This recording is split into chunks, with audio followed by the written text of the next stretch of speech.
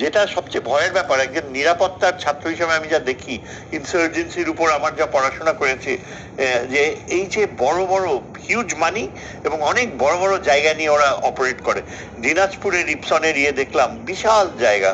হ্যাঁ, এইসব জায়গা কিন্তু ওরা আলটিমেটলি, যদি এরা এখানে এই বছরে এই স্টুডেন্ট আউটবার্সটা না হতো, তাহলে হয়তো ভারত এই বছরের মধ্যে হয়তো একটা ডিভিশন তারা ডিপ্লয় করতো, যে তারা ট্রান্সপোর্ট করছে আর্মস ম্যান, তাদের ওই নিরাপত্তার জন্য ভারতীয় একটা থাকবে।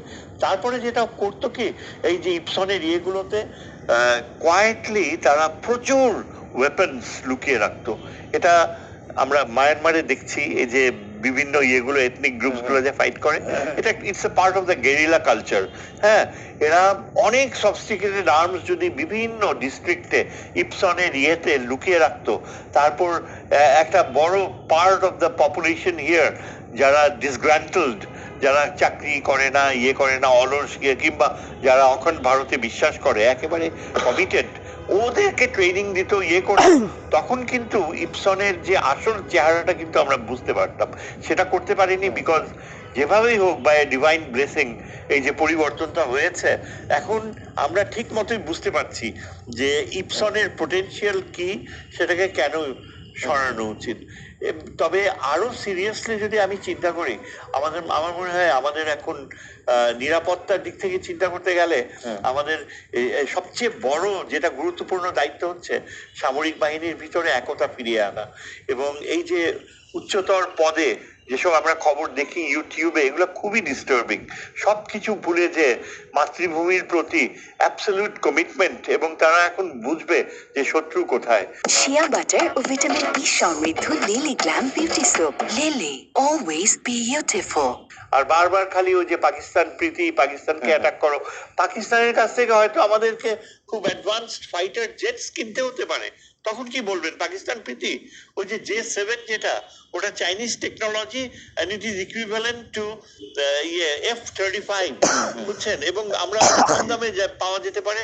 আজকে যদি আমাদের ধরেন এয়ারবেস গুলায় 3 স্কোয়াড্রন J7, যেটা চীন পাকিস্তান জয়েন্ট প্রযুক্তিতে তৈরি হয়, আমরা আনি, এর পারপাস হবে একটা নিবারক হিসাবে কাজ করবে, এবং এটা ভারতকে অনেক ডিসকারেজ করবে ভবিষ্যতে আমাদেরকে কোন রকম ভাবে করা, ওই যে যেটা জয়শঙ্করের স্বপ্ন, বাংলাদেশকে করে দেয়া।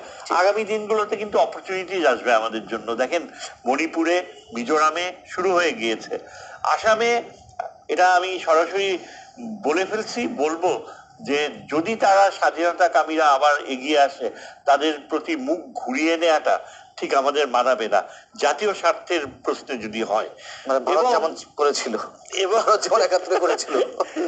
এবং সেদিক থেকে চিন্তা করতে গেলে আমাদের নৌবাহিনীর যে সামর্থ্য, সেটা অনেকটা কার্যকর করা যায়। 2টা সাবমেরিন বের হতে পারে না গভীর সমুদ্রে, বিকজ ইন্ডিয়ান নেভি অ্যালাউ করে না। আমি এক নেভাল অফিসারের নিজের মুখে বলা, স্যার আমাদের সাবমেরিন দিয়ে কি হবে, আমরা তো চালাতে পারি না।